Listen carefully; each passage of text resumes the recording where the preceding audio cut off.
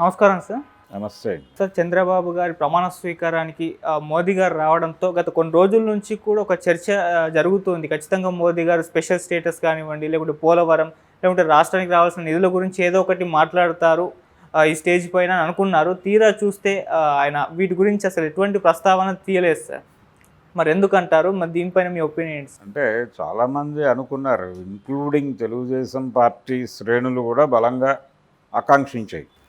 ఏదో ప్రకటన చేయడానికి ఆయన వస్తున్నాడు, కేవలం అభినందించడానికి కాదు అనే అభిప్రాయమే అందరిలోనూ వ్యక్తమైంది. కానీ ఇది కేవలం చంద్రబాబు గారి ప్రమాణ స్వీకార మహోత్సవంగా మాత్రమే చూశారు. ఆయన ఇక్కడ ఎటువంటి ప్రకటనలు చేసే ప్రయత్నం చేయలే మోడీ గారు. అంటే స్పెషల్ స్టేటస్ గురించి మాట్లాడతాడని, అమరావతికి నిధుల గురించి మాట్లాడతాడని, లేకపోతే పోలవరం మేమే చూసుకుంటాం అనేదో చెప్తాడని, ఇలా రకరకాలుగా ఎవరికి వాళ్ళు అంచనాలు కట్టి వ్యూహాలు, అలాగే ఎవరి లెవెల్లో వాళ్ళు అంచనాలు కట్టి మాట్లాడారు. కానీ ఏమీ జరగలేదు అక్కడ. దీంతో రివర్స్ ట్రోల్ మొదలైంది. కనీసం ఆ రోజున మట్టి నీళ్లు అయినా తెచ్చాడు, ఇప్పుడు అవి కూడా లేవే అని మాట్లాడుతున్నారు. ఏది అమరావతి శంకుస్థాపన రోజున ఆయన మట్టి నీళ్లు పట్టుకొచ్చింది గుర్తు చేసి, కనీసం ఆ రోజున మట్టి నీళ్లు అయినా పట్టుకొచ్చాడు, ఇప్పుడు అవి కూడా లేకుండా ఉత్తి చేతులు ఊపుతూ వచ్చాడు ఆయన అని మోడీ మీద అలాగే చంద్రబాబు మీద కూడా మొదలైంది. అలాగే బీజేపీకి కేవలం ఒక బెర్త ఇచ్చినట్టున్నారు. దీనిలో విస్తరణలో ఉంటే ఉంటాయేమో తెలియదు, సహాయ మంత్రులు అవన్నీ తర్వాత చెప్పినప్పుడు ఏదన్నా ఒకటి అరా రావచ్చు. జనసేనకు 2, బీజేపీకి 1 ఇచ్చాడు ఈయన. ఇవన్నీ ముందే వాళ్ళతో మాట్లాడుకుని ఉండొచ్చు. అయితే వాంటెడ్గానే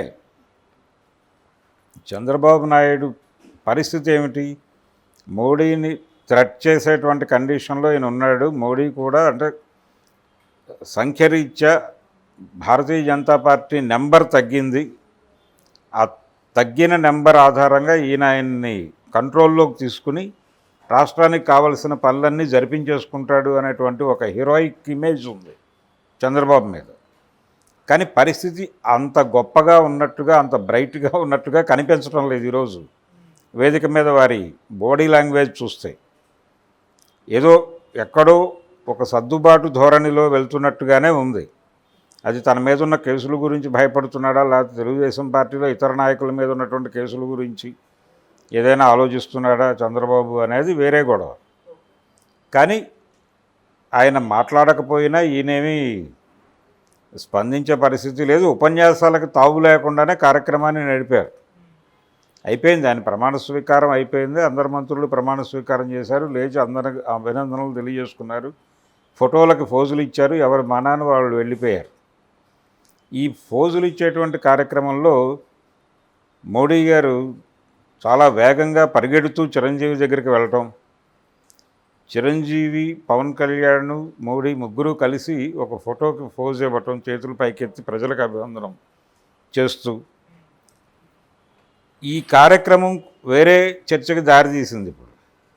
ఇప్పుడు ఈ ఫోటో సెషన్లో పర్టికులర్గా ఆయన వీళ్ళిద్దరిని చెరోవైపు పెట్టుకుని దిగినటువంటి ఫోటో భవిష్యత్తు కూటమికి ఇండికేషన్ అన్న పద్ధతిలో మాట్లాడుతున్నారు. ఓకే.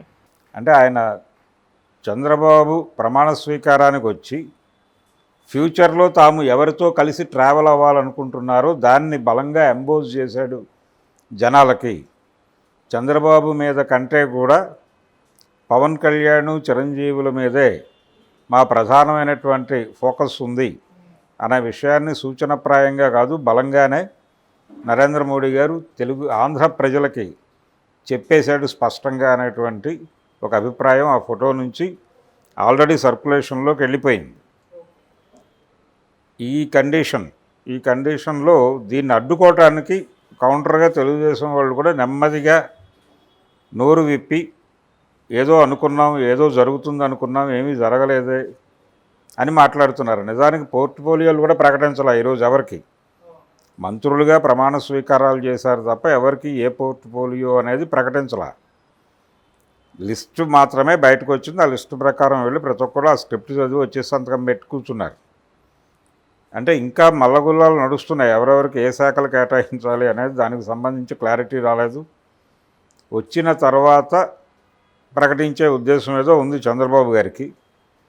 ఈ విషయాన్ని పక్కన పెట్టేస్తే కూటమి తెలుగుదేశం, జనసేన, బీజేపీ కూటమిలో బీజేపీ ఈ రోజుకి చంద్రబాబు కంటే కూడా పవన్ కళ్యాణ్నే ఎక్కువ ప్రాధాన్యతలోకి తీసుకుంటోంది అనేటువంటి ఇండికేషన్ అయితే బలంగా ఇచ్చాడు ఆయన. జనసేన తరఫున కంటే కూడా బీజేపీ ఏజెంట్గానే ఆయన ఏపీ ప్రభుత్వంలో తన రోల్ పోషించబోతున్నాడు పవన్ కళ్యాణ్ అనేది కూడా జనాలకు అర్థమైపోయింది ఈరోజు పొద్దున జరిగినటువంటి విన్యాసాల నుంచి. అందుకని ఆయన ధీమాగానే ఉన్నాడు. ఆయన ధీమాగా ఉండటం వల్లనే పోలవరం గురించి కానీ, లేకపోతే క్యాపిటల్ గురించి కానీ, అమరావతి గురించి కానీ, లేకపోతే మరొక steel plant, Vizag steel plant వ్యవహారం గురించి కానీ ఏ ఒక్క మాట మాట్లాడకుండా ఆయన వెళ్ళిపోయాడు. స్పెషల్ స్టేటస్ గురించి కానీ ఏ మాట మాట్లాడకుండా అలా వచ్చి ఇలా వెళ్ళిపోయాడు ఆయన. అయిపోయింది ఆ కార్యక్రమం. అంటే రేపు వెళ్ళి వీళ్ళు బతిమాలాలి, అడగాలి, రిక్విజేషన్ ఇవ్వాలి. ఇచ్చిన తర్వాత వారు స్పందిస్తారు. ఇది జనరల్ ప్రొసీజర్. జగన్మోహన్ రెడ్డి గారు ఆ రోజున గెలిచినప్పుడు 151 సీట్లు గెలిచిన తర్వాత ఆయన పెట్టినటువంటి ప్రెస్ మీట్లో చాలా ఓపెన్గా ఒక విషయం చెప్పాడు.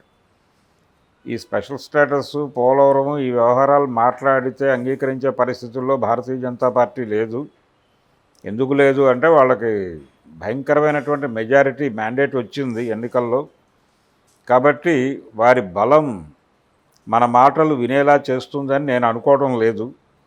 అందుకని అంత ఈజీ కాదు, దయచేసి నా ప్రయత్న లోపం అని తిట్టకండి అని చెప్పేసుకున్నాడు ఆయన మొదటే, వెరీ ఫస్ట్ డే. ఇంకా ముఖ్యమంత్రిగా ప్రమాణ స్వీకారం కూడా చేయకముందే చెప్పేశాడు ఆయన, ఇది మన వల్ల ఏ పనిలా కనిపించడం లేదు అని. కానీ ఇక్కడ ఏదో మేము మోడీని ఎరగదీసేస్తాం, అతను పూర్తిగా లొంగిపోయి వస్తున్నాడు ఇక్కడికి అనే ఇంప్రెషన్ ఇచ్చారు వీళ్ళు క్యాడర్కి. ఆ ఇంప్రెషన్లో ఉన్నవాళ్ళు చాలా అంచనాలు వేసుకున్నారు. ఆ అంచనాలు వేసుకున్న వాళ్ళు భంగపడ్డారు తప్ప ఇలాగే జరుగుతుంది అనుకున్న వాళ్ళు ఉన్నారు. ఇంతకంటే గొప్పగా జరుగుతుందని ఎవరు ఊహించలేదు. ఆయన జస్ట్ కూటమి ధర్మం ప్రకారం, స్నేహధర్మం ప్రకారం వచ్చి హాయి చెప్పి పలకరించి అందరినీ ఓసారి తడిమి వెళ్ళిపోయాడు ఆయన. ఇప్పుడు చంద్రబాబు గారు ముఖ్యమంత్రి, ఆయన ప్రధానమంత్రి, వారిది కేంద్ర ప్రభుత్వం, వారు ఇచ్చేవారు, వీరు పుచ్చుకునేవారు, వీరు రిక్వెస్ట్ చేస్తే వారు అనుగ్రహించి కటాక్షించేటువంటి పరిస్థితుల్లో వారు ఉన్నారు. ఆ ప్రోటోకాల్కి ఎటువంటి భంగము లేదు. ఆ ప్రోటోకాల్ ప్రకారం ఈయన చేయవలసిన పని ఈయన చేస్తే, ఆయన చేయవలసిన పని ఆయన చేస్తారు. చెయ్యకపోతే ఏంటి అనేది అప్పుడు మాట్లాడుకుందాం. మళ్ళీ రాజకీయాల్లో వేరే పార్టీలో ఉన్నటువంటి వాళ్ళు మిత్రులు ఉన్నప్పుడు వాళ్ళ వివాహాలకు వీళ్ళు వెళ్ళటం ఇవన్నీ జరుగుతాయి కదా సహజంగా. వాళ్ళకి ఏదైనా ఇబ్బంది ఉంటే వీళ్ళు వెళ్ళి ఆదుకోవటం ఇవి జరుగుతుంది. అంటే పార్టీలు, రాజకీయాలు వీటన్నిటికంటే కూడా స్నేహధర్మానికి ప్రాధాన్యత ఇచ్చి వెళ్ళాడు అతను. దాన్ని కొంచెం జెంటిల్గానే చూడాల్సిన అవసరం ఉంది. ఇప్పుడు కక్ష సాధింపు చర్యలో భాగంగా ఈ అన్ఫాలో చేయటం అనేది ఇతను చేస్తే దీనికి అభిమానులు దీన్ని ఒక ఇండికేషన్గా తీసుకుని ట్రోల్ మొదలు పెడతారు అతని మీద. ఇది ఏ మేరకు ఉపయోగకరం జనసేనకు కానీ, లేకపోతే మెగా కుటుంబానికి కానీ? వీళ్ళు కలిసి లేరు అనే విషయాన్ని ఎస్టాబ్లిష్ చేయడానికి బయట రకరకాల ప్రయత్నాలు జరుగుతున్నాయి. ఆ ప్రయత్నాలకు ఏదో మేరకు ఊతం ఇచ్చిన వాళ్ళు అవుతారు. కలుపుకుని వెళ్లాల్సిన సందర్భంలో విడగొట్టుకుని వెళ్ళే ప్రయత్నం చేయటం అనేది ఎప్పుడూ ఇబ్బందే. ఈ రోజున ఇబ్బందిగా కనిపించకపోవచ్చు, విజయం సాధించున్నారు కాబట్టి, దాని తాలూకా మైకం కమ్మేసి ఉంటుంది కాబట్టి ఇలాంటి చర్యలు జరుగుతాయి.